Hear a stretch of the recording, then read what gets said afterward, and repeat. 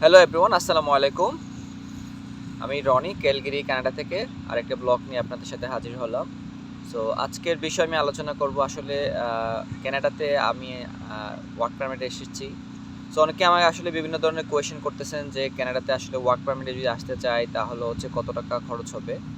So আমি আজকে চেষ্টা করব একটা আসলে ওয়ার্ক পারমিটে যদি আপনি আসতে চান তাহলে একটা অ্যাপ্রক্সিমেটলি আপনার কত খরচ হতে পারে। বাট আমি যেটা বলবো এটা যে 100% শিওর সেটা এরকম না, একটু 19-20 হতে পারে। বাট আমি চেষ্টা করবো একটা মোটামুটি আপনাদেরকে আইডিয়া দেওয়ার জন্য।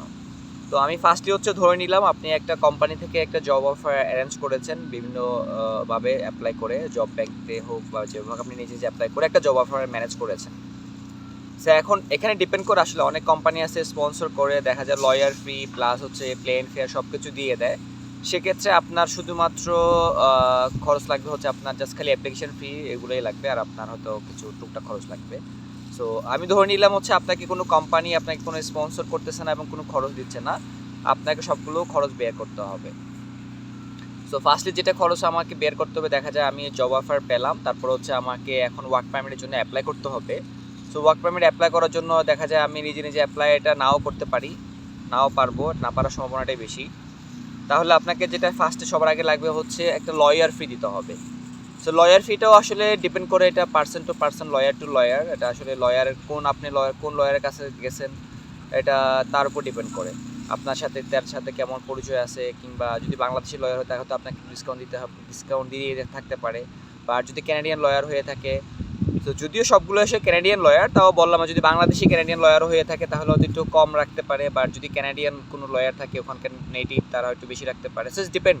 সো আমি ধরে নিলাম আসলে অ্যাপ্রক্সিমেটলি যদি ধরি বাংলাদেশি টাকা যদি বলি, সাপোজ মনে করেন নর্মালি দেখা যায় $3-4 হাজার মতো লাগে আর কি, যদি প্রসেসিং ফি করেন, অথবা $2,000 লাগতে পারে। তো আমি ধরে নিলাম হচ্ছে আপনার শুধুমাত্র লয়ার ফি লাগতেছে হচ্ছে অ্যাপ্রক্সিমেটলি 2 লাখ বাংলাদেশি টাকায়, আমি 2 লাখ টাকা ধরলাম।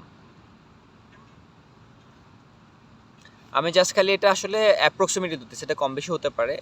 এ হচ্ছে আপনার লয়ার ফি, তারপর হচ্ছে আপনার লয়ার ফি সাথে আপনি যখন ভিসা অ্যাপ্লিকেশন করবেন, বায়োমেট্রিক ফি সব কিছু, এটা এটা লাগবে, আরও কিছু একটা খরচ আছে টুকটাক। সো এই সবগুলো ধরে আরও ধরলাম আমি 50,000 টাকা, অর্থাৎ 2,50,000 টাকা।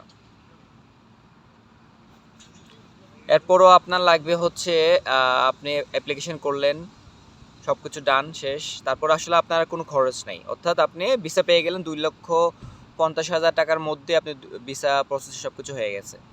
সো এরপর যেটা আপনার লাগবে যেটা হচ্ছে আপনি এবার হচ্ছে এয়ার টিকিট বুক করবেন।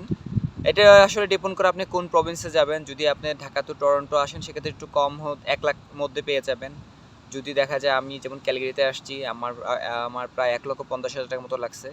সো আমি ধরে নিলাম আসলে 1,50,000 টাকা, তাহলে হচ্ছে ওদিকে লাগছে হচ্ছে 2,50,000, আর এখানে হচ্ছে 1,50,000, তাহলে হচ্ছে 3 লাখ 4 লাখ টাকা। সো আমার 4 লক্ষ টাকা হচ্ছে প্লেন ফেয়ার পর্যন্ত। সো এরপরে আরেকটা খরচ আছে আপনার, সেটা হচ্ছে যদি আপনি শপিং করেন, এটা শপিংটাও আপনার উপর, আপনি চাইলে 50,000 মধ্যেও করতে পারেন, 20-30 হাজার মধ্যে করতে পারেন, আবার চাইলে আপনি 1 লাখ টাকার মতো শপিং করতে পারেন। এটা আসলে ডিপেন্ড করে আপনার পার্সন টু পার্সন, আপনার কী কী আছে কী কী নাই সব কিছু এটার উপর ডিপেন্ড করে। সো তারপর আমি এদিকে যেহেতু 4 লাখ হলো, আমি তাও ধরে নিলাম হচ্ছে মোটামুটি একটা বাজেট 50,000 টাকা আপনি শপিং করলেন, তাহলে হলো 4,50,000 টাকা। এই হচ্ছে আপনার মোটামুটি খরচ। এছাড়া আসলে আর তেমন কোনো খরচ নাই। এই হচ্ছে আপনার সম্পূর্ণ অ্যাপ্লিকেশন হতে শুরু করে আসার পর্যন্ত খরচ।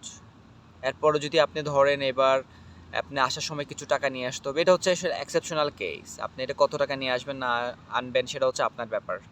সো ওইটা আপনি আসার পরে ইনিশিয়াল আপনার কত টাকা নিয়ে আসতে হবে, কত টাকা কী কী ফার্স্ট কস্ট আছে আপনার, এটা নিয়ে আমি আরেকটা ভিডিও দেবো।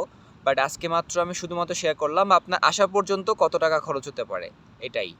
সো নর্মালি আমি ধরে নিলাম, তাও একটু বাড়িয়ে ধরলাম, আমার 4,50,000 টাকার মতো হয়েছে সব কিছু মিলে। আমি ধরে নিলাম আরও 50,000 টাকা বেশি, অর্থাৎ 5 লক্ষ টাকার মতো আপনার খরচ হবে ম্যাক্সিমাম। আপনি যদি 2023 সালের মধ্যে আসতে চান তাহলে ম্যাক্সিমাম আপনার খরচ, যদি আপনি জব অফার ম্যানেজ করতে পারেন, তাহলে আপনার 5 লক্ষ টাকার মতো খরচ হবে, এর বেশি আসলে হবে না।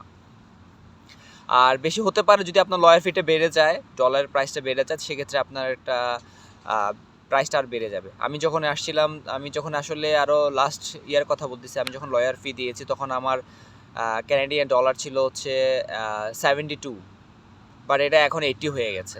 সো এটা প্রাইসটা কিন্তু অনেক বেড়ে গেছে। সো এটা আসলে ডিপেন্ড করে আপনার সব কিছু এর মধ্যে। সো যাই হোক, তারপরও আপনি যদি ডাইরেক্ট সরাসরি জব অফার ম্যানেজ করে আসতে পারেন, তাহলে আপনার অ্যারাউন্ডস আমি সর্বোচ্চ যদি ধরি 5 থেকে 6 লাখের মধ্যে হয়ে যাবে আপনার একদম আসা পর্যন্ত। এর বেশি আপনার কোনো এক টাকাও লাগবে না। সো এই হচ্ছে মোটামুটি একটা আইডিয়া দেওয়ার চেষ্টা করেছি। আমি চেষ্টা করবো নেক্সট ভিডিওতে আপনি আসার পরে কী কী ইনিশিয়াল একটা কস্ট আছে আপনার, এটা নিয়ে আরেকটা ভিডিও বানার জন্য। সো সবাই ভালো থাকবেন আশা করি, আর আমার চ্যানেলটি সাবস্ক্রাইব করে আমার সাথে থাকবেন। আসসালামু আলাইকুম।